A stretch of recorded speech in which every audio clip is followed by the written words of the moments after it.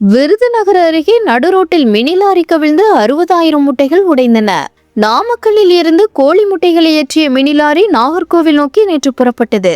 நேற்று மாலை விருதுநகர் அருகே 4 வழிச்சாலையில் லாரி சென்று கொண்டிருந்தது. ஆர் நகர் அருகே சென்றபோது திடீரென லாரியின் முன்பக்க டயர் வெடித்தது. இதனால் கட்டுப்பாட்டை இழந்த லாரி சாலையின் நடுவில் உள்ள சென்டர் மீடியனில் மோதி கவிழ்ந்தது. இதில் லாரியில் இருந்த 60,000 முட்டைகளும் சாலையில் உடைந்து ஆறாக ஓடியது.